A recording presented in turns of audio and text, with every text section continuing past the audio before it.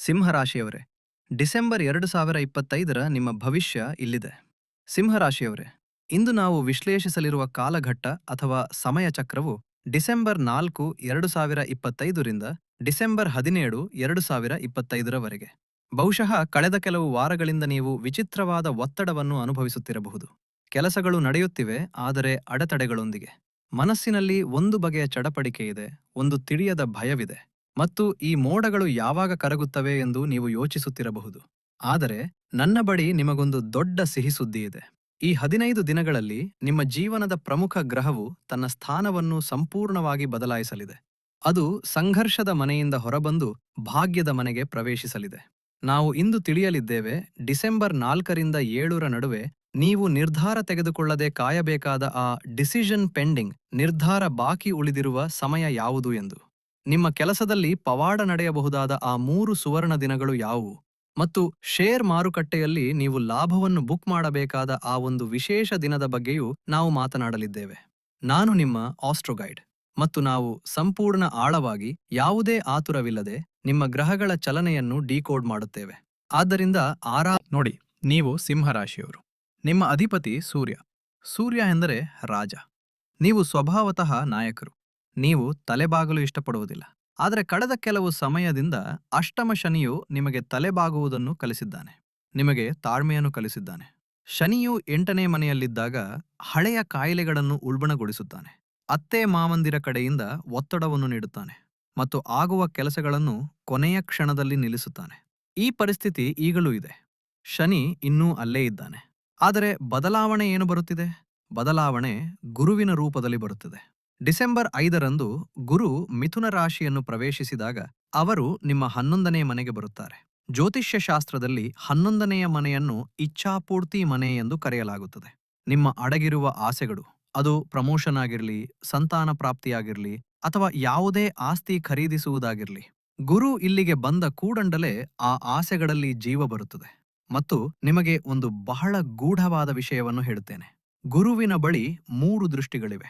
11ನೇ ಮನೆಯಲ್ಲಿ ಕುಳಿತು ಗುರು ತನ್ನ 5ನೇ ದೃಷ್ಟಿಯಿಂದ ನಿಮ್ಮ 3ನೇ ಮನೆಯನ್ನು ನೋಡುತ್ತಾರೆ. ಅಂದರೆ ನಿಮ್ಮ ಪರಾಕ್ರಮವನ್ನು ಹೆಚ್ಚಿಸುತ್ತಾರೆ. ತನ್ನ 7ನೇ ದೃಷ್ಟಿಯಿಂದ ಅವರು ನಿಮ್ಮ 5ನೇ ಮನೆಯನ್ನು ನೋಡುತ್ತಾರೆ. ಅಂದರೆ ಸಂತಾನ ಮತ್ತು ಶಿಕ್ಷಣಕ್ಕೆ ಆಶೀರ್ವಾದ ನೀಡುತ್ತಾರೆ. ಮತ್ತು ತನ್ನ 9ನೇ ದೃಷ್ಟಿಯಿಂದ ಅವರು ನಿಮ್ಮ 7ನೇ ಮನೆಯನ್ನು. ಯಾವಾಗ ಅತ್ಯಂತ ಲಾಭದಾಯಕ ಗ್ರಹವು ಬುದ್ಧಿ ಮತ್ತು ಸಂತಾನದ ಮನೆಗೆ ಬರುತ್ತಾನೋ, ಆಗ ಮನುಷ್ಯನ ನಿರ್ಧಾರ ತೆಗೆದುಕೊಳ್ಳುವ ಸಾಮರ್ಥ್ಯವು ಬಹಳ ಚುರುಕಾಗುತ್ತದೆ. ನೀವು ರಿಸ್ಕ್ ತೆಗೆದುಕೊಳ್ಳಲು ಭಯಪಡುವುದಿಲ್ಲ, ಆದರೆ ಎಚ್ಚರಿಕೆಯೂ ಅಗತ್ಯ. ಏಕೆಂದರೆ ಮಂಗಳ ಅಗ್ನಿತತ್ವದ ಗ್ರಹ ಮತ್ತು 5ನೇ ಮನೆ ಹೊಟ್ಟೆಯದ್ದೂ ಆಗಿರುತ್ತದೆ. ಆದ್ದರಿಂದ ಹೊಟ್ಟೆಯುರಿ ಅಥವಾ ಆಸಿಡಿಟಿ ಹೆಚ್ಚಾಗಬಹುದು. ಒಟ್ಟಾರೆಯಾಗಿ ಬಿಗ್ ಪಿಕ್ಚರ್ ಏನೆಂದರೆ, ಶನಿಯ ಸವಾಲುಗಳಿವೆ, ಆದರೆ ಗುರು ಮತ್ತು ಮಂಗಳನ ಹೊಸ ಶಕ್ತಿ ಈಗ ನಿಮ್ಮೊಂದಿಗೆ ಸೇರುತ್ತಿದೆ. ಈಗ ನಾವು ದಿನಾಂಕದ ಪ್ರಕಾರ ವಿಶ್ಲೇಷಣೆಗೆ ಹೋಗೋಣ. ಡಿಸೆಂಬರ್ 4, 2025ರಿಂದ ಪ್ರಾರಂಭಿಸೋಣ. ದಿನ ಗುರುವಾರ. ಸ್ನೇಹಿತರೆ, ಈ ಪಕ್ಷದ ಆರಂಭವೇ ಅದ್ಭುತವಾಗಿದೆ. 4ನೇ ತಾರೀಕು ಹುಣ್ಣಿಮೆ ಇದೆ. ಚಂದ್ರನು ತನ್ನ ಉಚ್ಚ ರಾಶಿಯಲ್ಲಿ, ಅಂದರೆ ವೃಷಭ ರಾಶಿಯಲ್ಲಿ, ನಿಮ್ಮ 10ನೇ ಮನೆಯಲ್ಲಿ ವಿರಾಜಮಾನನಾಗಿದ್ದಾನೆ. ದಶಮನೆಯ ಮನೆ ನಿಮ್ಮ ಕರ್ಮದ್ದು, ನಿಮ್ಮ ವೃತ್ತಿ ಜೀವನದ್ದು, ನಿಮ್ಮ ತಂದೆಯದ್ದು. ಯಾವಾಗ ಹುಣ್ಣಿಮೆಯ ಪೂರ್ಣ ಚಂದ್ರ ವೃತ್ತಿಜೀವನದ ಮನೆಯಲ್ಲಿ ಬೆಳಗುತ್ತಾನೋ, ಅದರ ಅರ್ಥ ಕಾರ್ಯಕ್ಷೇತ್ರದಲ್ಲಿ ನಿಮಗೆ ಸ್ಪಷ್ಟತೆ ಸಿಗುತ್ತದೆ. ನಾನು ಈ ಕೆಲಸ ಮಾಡಬೇಕೇ ಅಥವಾ ಆ ಬಿಸ್ನೆಸ್ ಮಾಡಬೇಕೇ ಎಂಬ ಗೊಂದಲವಿದ್ದರೆ ಆ ಮಂಜು ಸರಿದು ಹೋಗುತ್ತದೆ. ಮತ್ತು ಅತ್ಯಂತ ಮೋಜಿನ ವಿಷಯವೆಂದರೆ, ಈ ದಿನ ಮಧ್ಯಾಹ್ನ 3:20 ಒಂದು ಸುಂದರವಾದ ಚಂದ್ರ ಶುಕ್ರ ಆಕರ್ಷಣ ಯೋಗ ಉಂಟಾಗುತ್ತಿದೆ. ಶುಕ್ರ ಸೌಂದರ್ಯ ಮತ್ತು ಪ್ರೀತಿ, ಚಂದ್ರ ಮನಸ್ಸು. ನೀವು ಯಾರನ್ನಾದರೂ ಇಷ್ಟಪಡುತ್ತಿದ್ದರೆ ಅಥವಾ ನಿಮ್ಮ ಬಾಸ್ ಈಗ ಡಿಸೆಂಬರ್ 5ರ ಕಡೆಗೆ ಸಾಗೋಣ. ಇದು ಶುಕ್ರವಾರ. ಇದು ಐತಿಹಾಸಿಕ ದಿನ, ಯಾಕೆಂದರೆ ಗುರುವಿನ ರಾಶಿ ಪರಿವರ್ತನೆ ಆಗುತ್ತಿದೆ. ಗುರು ನಿಮ್ಮ 12ನೇ ಮನೆಯನ್ನು ಬಿಟ್ಟು 11ನೇ ಮನೆಗೆ ಬರುತ್ತಿದ್ದಾರೆ. ಬಹುಶಃ ಬೆಳಗ್ಗೆ ಎದ್ದ ತಕ್ಷಣ ನಿಮಗೆ ದೊಡ್ಡ ಬದಲಾವಣೆ ಅನ್ನಿಸದಿರಬಹುದು. ಆದರೆ ದಿನ ಕಳೆದಂತೆ ನಿಮ್ಮೊಳಗೆ ಒಂದು ಸಕಾರಾತ್ಮಕ ಶಕ್ತಿ ಬರುತ್ತಿರುವುದನ್ನು ನೀವು ಕಾಣುವಿರಿ. ನೀವು ನೆಟ್ವರ್ಕಿಂಗ್, ಸೇಲ್ಸ್ ಅಥವಾ ಮಾರ್ಕೆಟಿಂಗ್ನಲ್ಲಿದ್ದರೆ ಇಂದಿನಿಂದ ನಿಮ್ಮ ಸಮಯ ಬದಲಾಗುತ್ತಿದೆ. ಬಹುಶಃ ದೂರವಾಗಿದ್ದ ನಿಮ್ಮ ಹಳೆಯ ಸ್ನೇಹಿತರು ಮತ್ತೆ ಸಂಪರ್ಕಕ್ಕೆ ಬರುತ್ತಾರೆ. ಅಣ್ಣಂದಿರಿಂದ ಅಥವಾ ಸಮಾಜದ ಪ್ರಭಾವಶಾಲಿ ವ್ಯಕ್ತಿಗಳಿಂದ ನಿಮಗೆ ಸಹಾಯ ಸಿಗಲು ಪ್ರಾರಂಭವಾಗುತ್ತದೆ. ಆದರೆ ಒಂದು ವಿಷಯ ನೆನಪಿಡಿ, ಗುರುವಿನ ಈ ಬದಲಾವಣೆಯು ನಿಧಾನವಾಗಿ ಪರಿಣಾಮ ಬೀರುತ್ತದೆ. ಆದ್ದರಿಂದ ಆತುರ ಪಡಬೇಡಿ. ಈಗ ಸ್ನೇಹಿತರೆ, ನೀವು ನಿಮ್ಮ ಕುರ್ಚಿಯ ಪೆಟಿಯನ್ನು ಸ್ವಲ್ಪ ಬಿಗಿಗೊಳಿಸಿಕೊಳ್ಳಿ ಮತ್ತು ಸ್ವಲ್ಪ ಗಂಭೀರವಾಗಿರಿ ಎಂದು ನಾನು ಬಯಸುತ್ತೇನೆ. ಏಕೆಂದರೆ ಬರುವ 4 ದಿನಗಳು ಅಂದರೆ ಡಿಸೆಂಬರ್ 6, 7, 8 ಮತ್ತು 9 ನಿಮಗೆ ಒಂದು ರೆಡ್ ಅಲರ್ಟ್ ವಲಯವಾಗಿದೆ. ಒಂದು ಎಚ್ಚರಿಕೆಯ ಸಮಯವಾಗಿದೆ. ನಾನು ನಿಮ್ಮನ್ನು ಭಯಪಡಿಸಲು ಬಯಸುವುದಿಲ್ಲ. ಆದರೆ ಗುಂಡಿಗೆ ಬೀಳುವ ಮೊದಲೇ ನಿಮ್ಮನ್ನು ಎಚ್ಚರಿಸುವುದು ಒಬ್ಬ ಒಳ್ಳೆಯ ಜ್ಯೋತಿಷಿಯ ಕೆಲಸ. ಈ 4 ದಿನಗಳಲ್ಲಿ ಗ್ರಹಗಳ ಚಲನೆ ಎಷ್ಟೊಂದು ವಕ್ರವಾಗುತ್ತಿದೆ ಎಂದರೆ ನೀವು ಬಹಳ ಎಚ್ಚರಿಕೆಯಿಂದ ಇರಬೇಕಾಗುತ್ತದೆ. ನೋಡಿ ಏನಾಗುತ್ತಿದೆ. ಡಿಸೆಂಬರ್ 6ರಂದು ಬುದ್ಧಿವಂತಿಕೆಯ ಕಾರಕ ಗ್ರಹ ಬುಧ ನಿಮ್ಮ 4ನೇ ಮನೆಗೆ, ಅದರ ಮುಂದಿನ ದಿನವೇ ಡಿಸೆಂಬರ್ 7ರಂದು ಮಂಗಳ ನಿಮ್ಮ 5ನೇ ಮನೆಗೆ ಬರುತ್ತಿದ್ದಾನೆ. ಮಂಗಳ ಶಕ್ತಿ ಬೆಂಕಿ. ಮತ್ತು ಡಿಸೆಂಬರ್ 8ರಂದು ಚಂದ್ರ ನಿಮ್ಮ 12ನೇ ಮನೆಗೆ ಹೋಗುತ್ತಾನೆ. ಅದು ಖರ್ಚು ಮತ್ತು ನಷ್ಟದ ಮನೆಯಾಗಿದೆ. ಯಾವಾಗ ಈ 3 ಘಟನೆಗಳು ಬುಧ 4ನೇ ಮನೆಗೆ ಬರುವುದು, ಮಂಗಳ 5ನೇ ಮನೆಗೆ ಬರುವುದು ಮತ್ತು ಚಂದ್ರ 12ನೇ ಮನೆಗೆ ಹೋಗುವುದು ಒಟ್ಟಿಗೆ ಸೇರುತ್ತವೆಯೋ ಆಗ ಇದು ಆರೋಗ್ಯ, ಸಾಲ ಮತ್ತು ಶತ್ರು ಸಮಸ್ಯೆಗಳಿಗೆ ಜನ್ಮ ನೀಡುತ್ತದೆ. ಹಾಗಾದರೆ ನೀವು ಏನು ಮಾಡಬೇಕು? ಮೊದಲನೆಯದಾಗಿ ಆರೋಗ್ಯ. ಸಿಂಹರಾಶಿಯವರು ಹೃದಯ ಮತ್ತು ಹೊಟ್ಟೆಯ ಬಗ್ಗೆ ವಿಶೇಷ ಕಾಳಜಿ ವಹಿಸಬೇಕು. ಈ 4 ದಿನಗಳಲ್ಲಿ 6ರಿಂದ 9ನೇ ತಾರೀಕಿಂದ 10ನೇ ತಾರೀಕಿನ ನಡುವೆ ಹೊರಗಿನ ಎಣ್ಣೆಯುಕ್ತ ಆಹಾರವನ್ನು ಸಂಪೂರ್ಣವಾಗಿ ತ್ಯಜಿಸಿ. ಅಷ್ಟಮ ಶನಿ ಈಗಾಗಲೇ ಸಕ್ರಿಯನಾಗಿದ್ದಾನೆ. ನೀವು ಪಥ್ಯ ಪಾಲಿಸದಿದ್ದರೆ ಹಳೆಯ ಕಾಯಿಲೆ ಮತ್ತೆ ತಲೆ ಎತ್ತಬಹುದು. ಬಹುಶಃ ನೀವು ಇದ್ದಕ್ಕಿದ್ದಂತೆ ಆಸ್ಪತ್ರೆಗೆ ಅಲೆದಾಡಬೇಕಾಗಬಹುದು. ಎರಡನೆಯದಾಗಿ ಹಣ. ಈ 4 ದಿನಗಳಲ್ಲಿ ಎಷ್ಟೇ ಆಪ್ತರಾಗಿದ್ದರೂ ಹಣ ಸಾಲ ಕೊಡಬೇಡಿ ಮತ್ತು ಸಾಲ ಪಡೆಯಲೂ ಬೇಡಿ. ನೀವು ಸಾಲದ ಕಾಗದ ಪತ್ರಗಳಿಗೆ ಸಹಿ ಹಾಕಲು ಹೋಗುತ್ತಿದ್ದರೆ ನಿಲ್ಲಿ. 4ನೇ ತಾರೀಕಿನ ನಂತರ ಮಾಡಿ. ಈ ದಿನಗಳಲ್ಲಿ ಮಾಡಿದ ಆರ್ಥಿಕ ವ್ಯವಹಾರವು ನಿಮ್ಮನ್ನು ದೀರ್ಘಕಾಲದವರೆಗೆ ಸಿಲುಕಿಸಬಹುದು. ಮೂರನೆಯದಾಗಿ ಶತ್ರುಗಳು. ನಿಮ್ಮ ಆಫೀಸಿನಲ್ಲಿ ಅಥವಾ ನಿಮ್ಮ ವ್ಯಾಪಾರದಲ್ಲಿ ನಿಮ್ಮ ಮುಂದೆ ಸಿಹಿಯಾಗಿ ಮಾತನಾಡಿ ಬೆನ್ನ ಹಿಂದೆ ಚೂರಿ ಹಾಕಲು ಸಿದ್ಧರಿರುವ ಕೆಲವರು ಇರಬಹುದು. ಈ 4 ದಿನಗಳಲ್ಲಿ ಅವರು ಸಕ್ರಿಯರಾಗಬಹುದು. ನಿಮ್ಮನ್ನು ಕೆರಳಿಸಲಾಗುತ್ತದೆ. ನೆನಪಿಡಿ, ಸಿಂಹವು ಸಮಯ ಸರಿಯಿದ್ದಾಗ ಮಾತ್ರ ಬೇಟೆಯಾಡುತ್ತದೆ.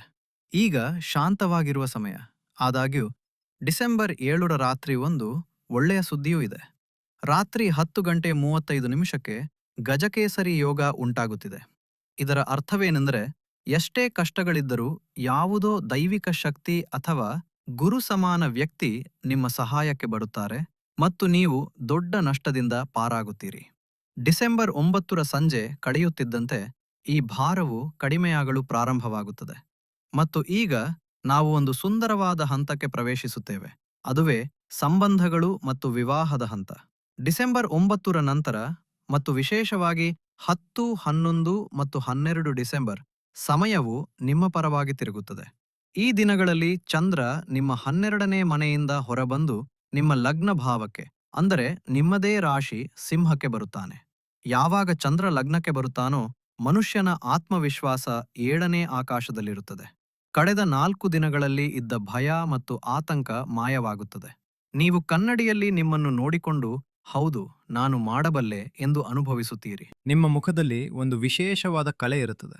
ಕೇತು ಈಗಾಗಲೇ ಅಲ್ಲಿ ಕುಳಿತಿದ್ದಾನೆ. ಆದ್ದರಿಂದ ನಿಮ್ಮ 6th ಸೆನ್ಸ್ ಬಹಳ ಅದ್ಭುತವಾಗಿರುತ್ತದೆ. ಜನರ ಉದ್ದೇಶವನ್ನು ನೋಡಿದ ತಕ್ಷಣ ನಿಮಗೆ ಅರ್ಥವಾಗುತ್ತದೆ. ನೀವು ಅವಿವಾಹಿತರಾಗಿದ್ದು ಮದುವೆಗೆ ಸಂಬಂಧ ನೋಡುತ್ತಿದ್ದರೆ ಡಿಸೆಂಬರ್ 9ರಿಂದ 12ರ ಸಮಯ ಸರ್ವೋತ್ತಮ.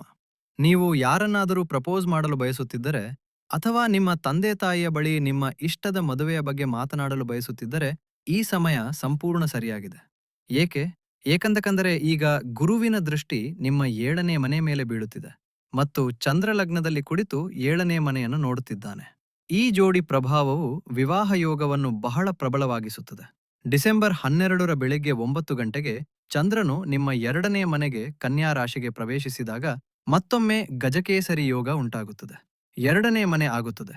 2ನೇ ಮನೆ ಧನ ಮತ್ತು ಕುಟುಂಬದ್ದು. ಇದರರ್ಥ 12ನೇ ತಾರೀಕಿನಂದು ನಿಮ್ಮ ಕುಟುಂಬದಿಂದ, ನಿಮ್ಮ ಮಾತಿನಿಂದ ಅಥವಾ ನಿಮ್ಮ ಬ್ಯಾಂಕ್ ಬ್ಯಾಲೆನ್ಸ್ಗೆ ಸಂಬಂಧಿಸಿದಂತೆ ಯಾವುದಾದರೂ ಒಳ್ಳೆಯ ಸುದ್ದಿ ಸಿಗಬಹುದು. ಅತ್ತೆ ಮಾವಂದಿರ ಕಡೆಯಿಂದಲೂ ಧನ ಲಾಭವಾಗುವ ಸಾಧ್ಯತೆ ಇದೆ. ಈಗ ನಾನು ಇಲ್ಲಿ ಒಂದು ವಿಶೇಷ ವಿಷಯವನ್ನು ಹೇಳಲು ಬಯಸುತ್ತೇನೆ. ಈ ಭಾಗವು ನಮ್ಮ ಆ ವೀಕ್ಷಕರಿಗಾಗಿ ಯಾರು ಮನೆಯ ಆಧಾರವಾಗಿದ್ದಾರೋ, ನಮ್ಮ ತಾಯಂದಿರು ಮತ್ತು ಸಹೋದರಿಯರು ಅಂದರೆ ಗೃಹಿಣಿಯರು. ನೀವು ಸಾಮಾನ್ಯವಾಗಿ ಇಡೀ ಮನೆಯ ಕಾಳಜಿ ವಹಿಸುತ್ತೀರಿ, ಆದರೆ ನಿಮ್ಮ ಜಾತಕದ ಕಡೆ ಗಮನ ಕೊಡುವುದಿಲ್ಲ. ನೋಡಿ, ನಿಮಗೆ ಈ 14 ದಿನಗಳು ಬಹಳ ಮಿಶ್ರ ಫಲ ನೀಡಲಿವೆ. ಡಿಸೆಂಬರ್ 5ರಂದು ಗುರು 11ನೇ ಮನೆಗೆ ಬರುವುದು ನಿಮಗೆ ಬಹಳ ಶುಭವಾಗಿದೆ. ನೀವು ಯಾವುದಾದರೂ ಕಿಟ್ಟಿ ಪಾರ್ಟಿ ನಡೆಸುತ್ತಿದ್ದರೆ, ಅಥವಾ ಮನೆಯಿಂದಲೇ ಚಿಕ್ಕಪುಟ್ಟ ಬಿಸ್ನೆಸ್ ಮಾಡುತ್ತಿದ್ದರೆ, ಅಥವಾ ಕೇವಲ ನಿಮ್ಮ ಸೇವಿಂಗ್ಸ್ ಹೆಚ್ಚಿಸಲು ಬಯಸುತ್ತಿದ್ದರೆ, ಗುರು ನಿಮಗೆ ಸಂಪೂರ್ಣ ಸಾಥ್ ನೀಡುತ್ತಾರೆ. ನಿಮ್ಮ ಸಾಮಾಜಿಕ ಜೀವನ ಸುಧಾರಿಸುತ್ತದೆ, ಸ್ನೇಹಿತೆಯರೊಂದಿಗೆ ಭೇಟಿ ಹೆಚ್ಚುತ್ತದೆ ಮತ್ತು ಮನಸ್ಸು ಖುಷಿಯಾಗಿರುತ್ತದೆ. ಆದರೆ ಎಚ್ಚರಿಕೆಗಳೂ ಇವೆ. ಡಿಸೆಂಬರ್ 6ರಂದು ಬುಧ ನಿಮ್ಮ 4ನೇ ಮನೆಗೆ ಬಂದಾಗ, ಮತ್ತು ಅದು ಕೂಡ ವೃಶ್ಚಿಕ ರಾಶಿಯಲ್ಲಿ, ಇದು ನಿಮ್ಮ ಮನಸ್ಸಿನಲ್ಲಿ ಸಂಶಯ ಮತ್ತು ಅನುಮಾನವನ್ನು ಉಂಟುಮಾಡಬಹುದು. 8ನೇ ಮನೆಯಲ್ಲಿ ಕುಳಿತ ಶನಿ ಹೇಗಿದ್ದರೂ ಅತ್ತೆ ಮಾವಂದಿರ ಜೊತೆ ಕಿರಿಕಿರಿ ಉಂಟು ಮಾಡುತ್ತಾನೆ. ನನ್ನ ಸಲಹೆ ಏನೆಂದರೆ, 6ನೇ ತಾರೀಖಿನಿಂದ 9ನೇ ತಾರೀಖಿನ ನಡುವೆ ನಿಮ್ಮ ಅತ್ತೆ ಅಥವಾ ನಾದಿನಿಯರ ಜೊತೆ ಅಥವಾ ಪತಿಯ ಜೊತೆ ಹಳೆಯ ವಿಷಯಗಳನ್ನು ತೆಗೆದು ವಾದ ಮಾಡಬೇಡಿ. ಸಾಮಾನ್ಯವಾಗಿ ನಾವು ಕೋಪದಲ್ಲಿ ನೀವು 10 ವರ್ಷಗಳ ಹಿಂದೆ ಹೀಗೆ ಮಾಡಿದ್ದಿರಿ ಎಂದು ಹೇಳುತ್ತೇವೆ.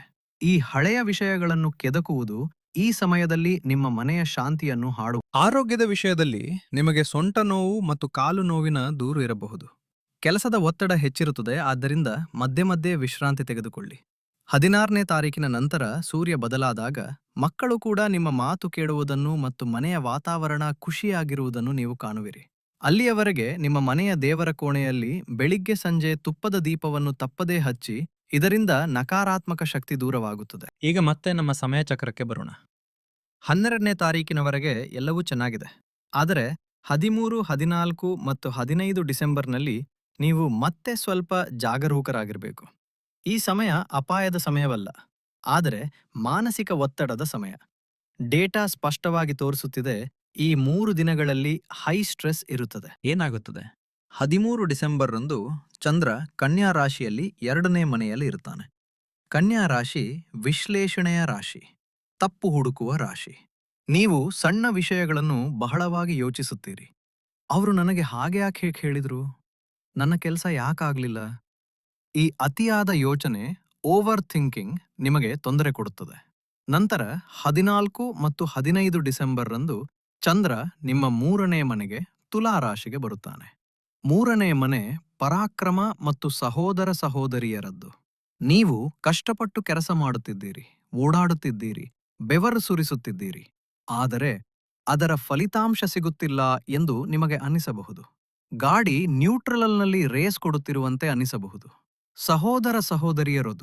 ಸಹೋದರ ಸಹೋದರಿಯರೊಂದಿಗೆ ಅಥವಾ ನೆರೆಹೊರೆಯವರೊಂದಿಗೆ ಮಾತಿನ ಚಕಮಕಿ ನಡೆಯಬಹುದು.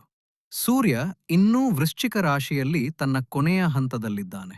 ಇದು ನಿಮ್ಮ ಮನಸ್ಸನ್ನು ಸ್ವಲ್ಪ ಚಂಚಲವಾಗಿಡುತ್ತದೆ. ನನ್ನ ಸಲಹೆ ಏನೆಂದರೆ, ಈ 3 ದಿನಗಳಲ್ಲಿ ಯಾವುದೇ ದೊಡ್ಡ ನಿರ್ಧಾರ ತೆಗೆದುಕೊಳ್ಳಬೇಡಿ. ಮನಸ್ಸು ಭಾರವಾಗಿದ್ದರೆ ಯಾರೊಂದಿಗೂ ಜಗಳವಾಡುವ ಬದಲು ಏಕಾಂತದಲ್ಲಿ ಕುಳಿತುಕೊಳ್ಳಿ, ಸಂಗೀತ ಕೇಳಿ ಅಥವಾ ಧ್ಯಾನ ಮಾಡಿ. ಈ ಸಮಯವನ್ನು ಕೇವಲ ಶಾಂತಿಯಿಂದ ಕಳೆಯಬೇಕಿದೆ. ಮತ್ತು ಅಂತಿಮವಾಗಿ, ಸ್ನೇಹಿತರೆ, ನಾವು ಈ ಪಕ್ಷದ ಅತ್ಯಂತ ಅದ್ಭುತವಾದ ಭಾಗವನ್ನು ತಲುಪುತ್ತಿದ್ದೇವೆ. ಇದನ್ನು ನಾವು ಕ್ಲೈಮ್ಯಾಕ್ಸ್ ಎಂದು ಕರೆಯಬಹುದು. 16 ಮತ್ತು 17 ಡಿಸೆಂಬರ್ 2025. ಇದು ಸಿಂಹವು ಮತ್ತೆ ಗರ್ಜಿಸುವ ಸಮಯ. 16 ಡಿಸೆಂಬರ್ರಂದು ನಿಮ್ಮ ರಾಶಿಯ ಅಧಿಪತಿ, ಗ್ರಹಗಳ ರಾಜ ಸೂರ್ಯದೇವರು ವೃಶ್ಚಿಕ ರಾಶಿಯ ಕತ್ತಲೆ ಮತ್ತು ಗೌಪ್ಯತೆಯಿಂದ ಹೊರಬಂದು ಧನುರಾಶಿಗೆ ಪ್ರವೇಶಿಸುತ್ತಾರೆ. ಧನುರಾಶಿ ನಿಮ್ಮ ಜಾತಕದ 5ನೇ ಮನೆ. ಸೂರ್ಯ 5ನೇ ಮನೆಗೆ ಬರುವುದು ಸಿಂಹರಾಶಿಯವರಿಗೆ ಒಂದು ರೀತಿಯ ರಾಜಯೋಗ. 11ನೇ ಮನೆಯಲ್ಲಿ ಗುರು ಕುಳಿತಿದ್ದಾರೆ ಮತ್ತು 5ನೇ ಮನೆಯಲ್ಲಿ ಸೂರ್ಯ ಮತ್ತು ಮಂಗಳ ಬಂದಿದ್ದಾರೆ. ಗುರು ಮತ್ತು ಸೂರ್ಯ ಪರಸ್ಪರ ನೋಡುತ್ತಿದ್ದಾರೆ. ಇದು ಅತ್ಯಂತ ಶುಭ ಸಂಯೋಗವಾಗಿದೆ. ಡೇಟಾ ಹೇಳುವ ಪ್ರಕಾರ ಬಿಸ್ನೆಸ್ಗೆ ಇದು ಸರ್ವೋತ್ತಮ ಸಮಯ. ನೀವು ವ್ಯಾಪಾರಿಯಾಗಿದ್ದರೆ 16 ಮತ್ತು 17 ಡಿಸೆಂಬರ್ರಂದು ನಿಮ್ಮ ಯಾವುದಾದರೂ ದೊಡ್ಡ ಡೀಲ್ ಪಕ್ಕಾ ಆಗಬಹುದು. ನೀವು ಉದ್ಯೋಗಿಯಾಗಿದ್ದರೆ ನಿಮ್ಮ ಬುದ್ಧಿ ಮತ್ತು ಸೃಜನಶೀಲತೆಯ ಬಲದ ಮೇಲೆ ಯಾವುದಾದರೂ ದೊಡ್ಡ ಪ್ರಾಜೆಕ್ಟ್ ಸಿಗಬಹುದು. ಯಾರು ಶಿಕ್ಷಣ ಕ್ಷೇತ್ರದಲ್ಲಿ ಇದ್ದಾರೋ ಅಥವಾ ವಿದ್ಯಾರ್ಥಿಗಳಾಗಿದ್ದಾರೋ ಅವರಿಗೆ ಈ ಸಮಯ ವರವಾಗಿದೆ. ನಿಮ್ಮ ಮೆದುಳು ಎಷ್ಟು ವೇಗವಾಗಿ ಕೆಲಸ ಮಾಡುತ್ತದೆ. 17 ಡಿಸೆಂಬರ್ರಂದು ಪವಿತ್ರ ಪ್ರದೋಷ ವ್ರತವೂ ಇದೆ ಮತ್ತು ಚಂದ್ರ ಬೆಳಿಗ್ಗೆ 10:30 ನಿಮ್ಮ 4ನೇ ಮನೆಗೆ, ವೃಶ್ಚಿಕ ರಾಶಿಗೆ ಬರುತ್ತಾನೆ. ಪ್ರದೋಷದ ದಿನ ಸೂರ್ಯನ ಬಲ ಮತ್ತು ಗುರುವಿನ ಕೃಪೆ ಇವೆಲ್ಲವೂ ಸೇರಿ ನಿಮ್ಮನ್ನು ಒಬ್ಬ ವಿಜೇತನಂತೆ, ವಿನ್ನರ್ ತರಹ ಅನುಭವಿಸುವಂತೆ ಮಾಡುತ್ತವೆ. ಮನೆಯಲ್ಲಿ ಸುಖಶಾಂತಿ ಇರುತ್ತದೆ ಮತ್ತು ನೀವು ಹೊಸ ವರ್ಷ 2026ರ ಕಡೆಗೆ ಬಹಳ ಸಕಾರಾತ್ಮಕ ಆಲೋಚನೆಯೊಂದಿಗೆ ಮುನ್ನಡೆಯುತ್ತೀರಿ. ಆದ್ದರಿಂದ ಸ್ನೇಹಿತರೆ, ನಾನು ಈ 14 ದಿನಗಳ ಸಂಪೂರ್ಣ ಸಾರಾಂಶವನ್ನು ಹೇಳುವುದಾದರೆ, ಕತೆ ಹೀಗಿದೆ. ಈ ಸಮಯ ರೋಲರ್ ಕೋಸ್ಟರ್ ಸವಾರಿಯಂತಿದೆ. 4 ಮತ್ತು 5 ಡಿಸೆಂಬರ್ ಬಹಳ ಅದ್ಭುತವಾಗಿವೆ, ಸಂಭ್ರಮಿಸಿ. 6 ರಿಂದ 9 ಡಿಸೆಂಬರ್ ಬಹಳ ನಾಜೂಕಾಗಿವೆ, ಎಚ್ಚರಿಕೆಯಿಂದಿರಿ. ಆರೋಗ್ಯ ಮತ್ತು ಹಣದ ರಿಸ್ಕ್ ತೆಗೆದುಕೊಳ್ಳಬೇಡಿ. 9 ರಿಂದ 12 ಡಿಸೆಂಬರ್ ಸಂಬಂಧಗಳು ಮತ್ತು ಮದುವೆಗೆ ಅತ್ಯುತ್ತಮವಾಗಿವೆ. 13 ರಿಂದ 15 ಡಿಸೆಂಬರ್ ಒತ್ತಡದಿಂದ ಕೂಡಿವೆ, ಶಾಂತವಾಗಿರಿ. ಮತ್ತು 16 ರಿಂದ 17 ಡಿಸೆಂಬರ್ ನಿಮ್ಮ ಗೆಲುವಿನ ದಿನಗಳು, ಮುನ್ನಡೆಯಿರಿ ಮತ್ತು ಜಗತ್ತನ್ನು ಗೆಲ್ಲಿರಿ. ಆದರೆ ನಮಗೆ ತಿಳಿದಿರುವಂತೆ ಎಚ್ಚರ ತಪ್ಪಿದರೆ ಅಪಾಯ ಕಟ್ಟಿಟ್ಟ ಬುತ್ತಿ. ಅತಿದೊಡ್ಡ ಎಚ್ಚರಿಕೆ ಏನೆಂದರೆ ಶನಿ 8ನೇ ಮನೆಯಲ್ಲಿ ಮತ್ತು ರಾಹು 7ನೇ ಮನೆಯಲ್ಲಿ ಇನ್ನೂ ಕುಳಿತಿದ್ದಾರೆ. ಆದ್ದರಿಂದ 16ನೇ ತಾರೀಕಿನಿಂದ ಬಿಸ್ನೆಸ್ ಎಷ್ಟೇ ಚೆನ್ನಾಗಿದ್ದರೂ ನೀವು ಯಾರೊಂದಿಗಾದರೂ ಪಾಲುದಾರಿಕೆ ಮಾಡುತ್ತಿದ್ದರೆ ಕಣ್ಣು ಮುಚ್ಚಿ ನಂಬಬೇಡಿ. ರಾಹು ಮೋಸ ಮಾಡಬಹುದು. ಈಗ ಸಮಸ್ಯೆಗಳಿದ್ದರೆ ಪರಿಹಾರಗಳು ನಮ್ಮ ಬಳಿ ಇವೆ. ನಮ್ಮ ಋಷಿ ಮುನಿಗಳು ಗ್ರಹಗಳ ದುಷ್ಪರಿಣಾಮಗಳನ್ನು ಕಡಿಮೆ ಮಾಡಲು ಬಹಳ ಸರಳ ಮತ್ತು ಸಾತ್ವಿಕ ಪರಿಹಾರಗಳನ್ನು ತಿಳಿಸಿದ್ದಾರೆ. ಈ 14 ದಿನಗಳಲ್ಲಿ ನೀವು ಏನು ಮಾಡಬೇಕು ಗಮನವಿಟ್ಟು ಕೇಳಿ. ಮೊದಲನೆಯ ಪರಿಹಾರ ದೇವಗುರು ಬೃಹಸ್ಪತಿಗಾಗಿ. ಗುರು 5 ಡಿಸೆಂಬರ್ನಿಂದ ನಿಮ್ಮ ಲಾಭ ಸ್ಥಾನಕ್ಕೆ ಬರುತ್ತಿರುವುದರಿಂದ ಅವರನ್ನು ಸ್ವಾಗತಿಸುವುದು ಬಹಳ ಮುಖ್ಯ. ಆಗಲೇ ಆದಾಯದ ಹರಿವು ಇರುತ್ತದೆ. ಇದಕ್ಕಾಗಿ ನೀವು ಪ್ರತಿ ಗುರುವಾರ ಸ್ನಾನದ ನೀರಿನಲ್ಲಿ 1 ಚಿಟಿಕೆ ಅರಿಶಿನ ಹಾಕಿ ಸ್ನಾನ ಮಾಡಿ. ಇದರಿಂದ ನಿಮ್ಮ ಆರ ಶುದ್ಧವಾಗುತ್ತದೆ. ಮತ್ತು ಸಾಧ್ಯವಾದರೆ ಗುರುವಾರದ ದಿನ ಯಾವುದಾದರೂ ದೇವಸ್ಥಾನದಲ್ಲಿ ಅಥವಾ ಅಗತ್ಯವಿರುವ ವಿದ್ಯಾರ್ಥಿಗೆ ಕಡಲೆಬೇಳೆ ಮತ್ತು ಬೆಲ್ಲವನ್ನು ದಾನ ಮಾಡಿ, ಅಥವಾ ಸ್ಟೇಷನರಿ ದಾನ ಮಾಡಿ. ಇದರಿಂದ ಗುರು ಬಲಶಾಲಿಯಾಗುತ್ತಾರೆ. ಎರಡನೆಯ ಪರಿಹಾರ ಶನಿ ಮತ್ತು ರಾಹುಗಾಗಿ. ಇದನ್ನು ವಿಶೇಷವಾಗಿ 6 ರಿಂದ 9 ಡಿಸೆಂಬರ್ ನಡುವೆ ಮಾಡುವುದು ಕಡ್ಡಾಯ. ಈ ದಿನಗಳಲ್ಲಿ ಪ್ರತಿದಿನ ಸಂಜೆ ಸೂರ್ಯಾಸ್ತದ ನಂತರ ಹನುಮಂತನ ಮುಂದೆ ಕುಳಿತು ಹನುಮಾನ್ ಚಾಲೀಸಾವನ್ನು ಪಠಿಸಿ. ಶನಿ ಮತ್ತು ರಾಹು ಇಬ್ಬರನ್ನೂ ನಿಯಂತ್ರಿಸಬಲ್ಲ ಶಕ್ತಿ ಹನುಮಂತನಿಗೆ ಮಾತ್ರ ಇದೆ. ಮತ್ತು ಒಂದು ವಿಶೇಷ ಪರಿಹಾರ, ಶನಿವಾರದ ದಿನ ಛಾಯಾದಾನ ಮಾಡಿ. ಒಂದು ಕಬ್ಬಿಣದ ಬಟ್ಟಲಿನಲ್ಲಿ ಸಾಸಿವೆ ಎಣ್ಣೆಯನ್ನು ತೆಗೆದುಕೊಳ್ಳಿ, ಅದರಲ್ಲಿ ನಿಮ್ಮ ಮುಖವನ್ನು ನೋಡಿ ಮತ್ತು ನಂತರ ಆ ಎಣ್ಣೆಯನ್ನು ಶನಿ ದೇವಸ್ಥಾನಕ್ಕೆ ದಾನ ಮಾಡಿ ಅಥವಾ ಅರಳಿ ಮರದ ಕೆಳಗೆ ಇಡಿ. ಈ ಪರಿಹಾರವು ಅಪಘಾತ ಮತ್ತು ಹಠಾತ್ ಬರುವ ಕಾಯಿಲೆಗಳಿಂದ ನಿಮ್ಮನ್ನು ಆ ನೀರಿನಲ್ಲಿ ಸ್ವಲ್ಪ ಕುಂಕುಮ, ಕೆಂಪು ಹೂವು ಮತ್ತು ಸ್ವಲ್ಪ ಬೆಲ್ಲವನ್ನು ತಪ್ಪದೇ ಹಾಕಿ ಮತ್ತು ನೀರು ಅರ್ಪಿಸುವಾಗ ಓಂ ಘೃಣಿ ಸೂರ್ಯಾಯ ನಮಃ ಮಂತ್ರವನ್ನು ಜಪಿಸಿ. ಇದು ನಿಮ್ಮ ಆತ್ಮವಿಶ್ವಾಸವನ್ನು ಎಷ್ಟು ಹೆಚ್ಚಿಸುತ್ತದೆ ಎಂದರೆ ಯಾವುದೇ ಶತ್ರು ನಿಮ್ಮ ಮುಂದೆ ನಿಲ್ಲಲು ಸಾಧ್ಯವಿಲ್ಲ. ಸ್ನೇಹಿತರೆ, ಕೊನೆಯಲ್ಲಿ ನಾನು ಇಷ್ಟೇ ಹೇಳಲು ಬಯಸುತ್ತೇನೆ. ಗ್ರಹಗಳು ಮತ್ತು ನಕ್ಷತ್ರಗಳು ಆಕಾಶದಲ್ಲಿ ತಮ್ಮದೇ ಆದ ರೀತಿಯಲ್ಲಿ ಚಲಿಸುತ್ತವೆ. ಇವು ಹವಾಮಾನದಂತೆ, ಕೆಲವೊಮ್ಮೆ ಬಿಸಿಲು, ಕೆಲವೊಮ್ಮೆ ಮಳೆ. ಆದರೆ ಛತ್ರಿ ಹಿಡಿಯಬೇಕೋ ಬೇಡವೋ ಎಂಬುದು ನಿಮ್ಮ ಕೈಯಲ್ಲಿದೆ. ಜ್ಯೋತಿಷ್ಯ ನಿಮಗೆ ಯಾವಾಗ ಛತ್ರಿ ಹಿಡಿಯಬೇಕು ಎಂದು ತಿಳಿಸುತ್ತದೆ. ಡಿಸೆಂಬರ್ 5 ರಿಂದ ಗುರು 11ನೇ ಮನೆಗೆ ಬರುವುದು ನಿಮಗೆ ಒಂದು ಹೊಸ ಬೆಳಗಿನ ಸಂಕೇತವಾಗಿದೆ. ಒಂದು ಹೊಸ ಭರವಸೆಯ ಕಿರಣವಾಗಿದೆ. ನಿಮ್ಮ ಮೇಲೆ ನಂಬಿಕೆ ಇಡಿ, ನಿಮ್ಮ ದೇವರ ಮೇಲೆ ನಂಬಿಕೆ ಇಡಿ. ಕಳೆದ ದುಃಖಗಳನ್ನು ಮರೆತುಬಿಡಿ ಮತ್ತು ಬರುವ ಅವಕಾಶಗಳನ್ನು ಎರಡೂ ಕೈಗಳನ್ನು ಚಾಚಿ ಸ್ವಾಗತಿಸಿ. ನನ್ನ ಮಹಾದೇವನಲ್ಲಿ ಇದೇ ಪ್ರಾರ್ಥನೆ. ಈ ಬರುವ 14 ದಿನಗಳು ನಿಮ್ಮ ಮತ್ತು ನಿಮ್ಮ ಕುಟುಂಬದ ಜೀವನದಲ್ಲಿ ಸುಖ, ಸಮೃದ್ಧಿ, ಆರೋಗ್ಯ ಮತ್ತು ಶಾಂತಿಯನ್ನು ತರಲಿ. ಈ ಮಾಹಿತಿಯಿಂದ, ಈ ವಿಡಿಯೋದಿಂದ ನಿಮಗೆ ಸ್ವಲ್ಪವಾದರೂ ಲಾಭವಾಗಿದೆ, ನಿಮ್ಮ ಜೀವನದಲ್ಲಿ ಸ್ಪಷ್ಟತೆ ಸಿಕ್ಕಿದೆ ಎಂದು ನಿಮಗೆ ಅನ್ನಿಸಿದರೆ ಈ ವಿಡಿಯೋವನ್ನು ಲೈಕ್ ಮಾಡಲು ಮರೆಯದಿರಿ ಮತ್ತು ಕಮೆಂಟ್ನಲ್ಲಿ ನಿಮ್ಮ ಹಾಜರಾತಿ ಹಾಕಲು ಜೈ ಸೂರ್ಯದೇವ್ ಅಥವಾ ಹರ ಹರ ಮಹಾದೇವ್ ಎಂದು ಬರೆಯಿರಿ. ಮತ್ತು ಹೌದು, ಇಂತಹ ನಿಖರವಾದ ಮಾಹಿತಿ ನಿಮಗೆ ಮುಂದೆಯೂ ಸಿಗಬೇಕೆಂದರೆ ಚಾನಲ್ ಅನ್ನು ಸಬ್ಸ್ಕ್ರೈಬ್